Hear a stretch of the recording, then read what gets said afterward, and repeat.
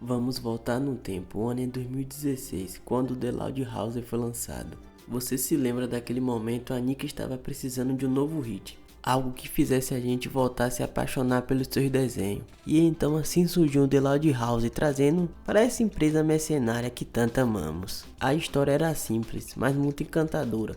Lincoln Loud, um garoto no meio de 10 irmãs. Isso mesmo, mané, 10 irmãs, imagine como deve ser a ida ao banheiro ter que esperar 10 irmãs chatas, cada uma com sua personalidade única e marcante. Quem não iria se identificar com esse caos e essa diversão de uma família grande, a típica família brasileira? Esse desenho me conquistou com essa pegada familiar. Eu amo muito a minha família e esse desenho me representa demais. Sempre quando tem festa de família, sempre essa bagunça maravilhosa. A dinâmica familiar era muito envolvente, que você se sentia parte dessa família. E cada episódio você estava vivendo uma aventura com Lincoln e suas irmãs. Vamos ser sinceros, quem aqui não riu ou até chorou com as situações cotidianas que Lincoln enfrentava? Desde as brigas por causa do banheiro até os momentos de união e carinho entre os irmãos. The Loud House capturou a essência da vida familiar de uma forma que poucos desenhos conseguiram. E não era só sobre risadas, era sobre aquelas pequenas lições de vida que a gente aprendia convivendo com nossos familiares. E o estilo de arte, inspirado em quadrinhos, tinha um visual único, que chamava a atenção quando você trocava de canal. Era muito diferente, era novo, era exatamente o que a Nick precisava. Cada episódio era uma explosão de cores e criatividade, que prendiam a gente na frente da TV, ansioso pelo próximo episódio. Eu lembro como se fosse ontem. A primeira vez que eu assisti foi uma tarde de sábado, sem grandes expectativas. Mas logo nos primeiros minutos eu fui pego desprevenido. Eu não queria imaginar que a Era de Ouro da Nick estava de volta. Lembro de rir muito com as travessuras de Lico e suas irmãs, e me sentia nostálgico, como se eu estivesse revivendo momentos da minha própria infância. Eu sei que muitos de vocês também sentiram isso. Agora vamos falar de algo que dói no coração de todos os fãs, a decadência desse desenho. Lembra daquela sensação de empolgação com cada episódio novo? Pois é, aos poucos ela foi se transformando em decepção. Cada episódio era uma verdadeira aventura, cheia de criatividade e emoção, mas conforme a temporada avançavam, parecia que algo estava se perdendo. As histórias começaram a parecer repetitivas e sem a mesma profundidade de antes.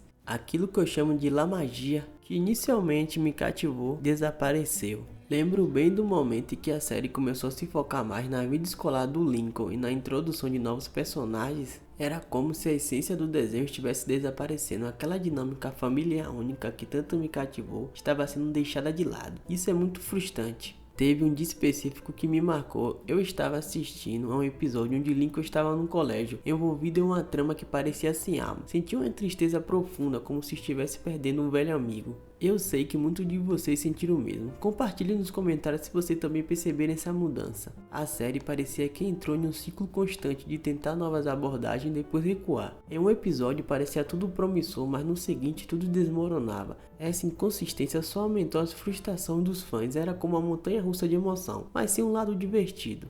Mesmo com tudo isso, o desenho ainda tinha seus momentos brilhantes, mas a sensação era de que algo vital havia se perdido. A queda na qualidade foi um golpe duro para todos nós, que acompanhamos a série desde o começo. E então chegamos em um ponto crítico da história, a saturação e desgaste. Quem diria que uma série que começou tão forte acabaria se perdendo em meio de tantas tentativas para se manter relevante? Isso é típico da Nick, ela sempre fez isso, tenta sugar ao máximo quando o desenho faz sucesso. Foi assim com Bob Esponja e foi assim com Beck Yadigas. Eu já fiz até um vídeo sobre isso. Com o passar dos anos, a Nick decidiu expandir o universo com spin-offs e filme. A princípio parecia uma ótima ideia, mais conteúdo para os fãs, certo? Mas infelizmente a execução não foi das melhores. Em vez de enriquecer a série, esses novos projetos começaram a diluir a essência, o que tornava essa série muito especial. Quem aqui se lembra quando foi introduzido Dragões e Fantasmas? Era quase como se estivesse assistindo um desenho completamente diferente. Aquelas histórias simples e cativantes foram substituídas por tramas absurdas que não faz mais sentido no contexto original. Isso, meus amigos, começaram a afastar os fãs de verdade, os fãs que amavam The Loud House pela sua autenticidade.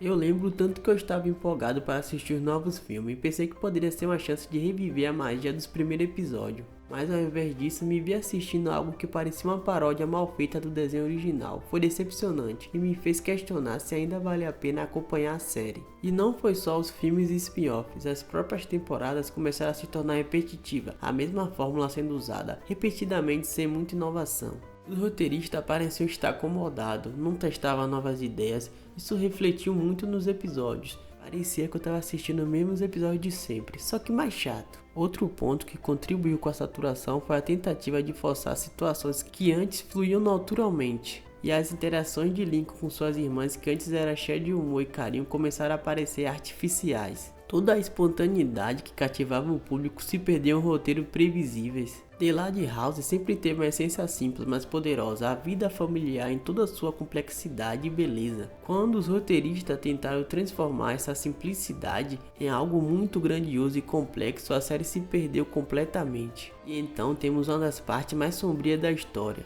Uma coisa bem bizarra que envolve seu criador, Chris Savino. Às vezes, as controvérsias podem afetar a percepção de uma série, e este foi certamente o caso aqui. Em 2017, Chris Savino foi demitido da Nickelodeon após várias acusações de assédio. Essas revelações chocaram muito fãs e colocaram um peso negativo sobre a série. É difícil separar a obra do seu autor. E as ações do Savino deixaram uma mancha difícil de ignorar. Rapaz, esses caras que estão na Nick tem um negócio bem estranho, umas coisas bem esquisitas. Lembrando, quando a notícia estourou, eu como muitos fãs ficamos divididos. Como continuar apreciando essa série sabendo o que havia acontecido nos bastidores? Foi um momento de muita reflexão. Após a saída do Savino, a equipe de produção tentou manter a série no ar, mas as sombras das suas ações continuaram no ambiente. A dinâmica da série mudou e muitos fãs sentiram que esse desenho nunca mais iria ser como era antes. A perda do seu criador, apesar das circunstâncias, foi um golpe muito duro. As redes sociais ficaram cheias de debates acalorados. Alguns fãs defendiam que deveríamos separar o criador da sua criação, enquanto outros acreditavam que era impossível ignorar o impacto das ações do Savino. As controvérsias não só afetaram a percepção do público, mas também o seu legado. É triste ver uma obra com tanto potencial ser manchado por ações do seu criador. Isso nos leva a uma reflexão maior sobre a responsabilidade que o criador tem com o público e com as pessoas que trabalham com ele. As controvérsias envolvendo Chris Savino deixaram uma cicatriz profunda, e embora a série tenha tentado seguir em frente, a verdade é que essas ações têm consequências que duram até hoje. Como você lidaria com essa situação? Conseguiria continuar assistindo a série? Deixe seus pensamentos nos comentários, eu quero muito saber. Agora vamos falar de um aspecto que muitos fãs preferem ignorar, mas eu acho impossível. O quanto a fanbase pode ser problemática quando a série atinge o sucesso nunca visto antes. The Loud House atraiu vários fãs, infelizmente nem todos são saudáveis, muitos desses são malucos que são dodói da cabeça. Existem muitos fãs incríveis como eu e você, que criam conteúdo maravilhoso, discutem a série de forma construtiva. Mas em qualquer fandom grande existe aqueles que acabam manchando a reputação de um grupo inteiro. Com um elenco vasto e diverso, gerou uma infinidade de fanfics e teoria, algumas das quais são perturbadoras, que ficam em sexto lugar, se é que você me entende. Algumas dessas criações desviam tanto o espírito original da série que é difícil não ficar abismado com essas mentes perturbadas. A fanbase problemática não só prejudica a percepção do público, mas também afeta a experiência de assistir o desenho. Fãs casuais podem se sentir intimidados a participar de discussões online. E isso é uma pena, porque a fandom também pode se tornar um lugar cheio de camaradagem e criatividade. E então, o que você achou? Você ainda acompanha The Loud House? Você teve alguma experiência boa ou ruim com a fanbase? Deixe seu comentário abaixo, para nós podermos continuar essa conversa. Não se esqueça de curtir o vídeo e se inscrever no canal. Se você gosta desse desenho, compartilhe com seu amigo e ajude a espalhar essa discussão. Obrigado por ter assistido, até a próxima, valeu!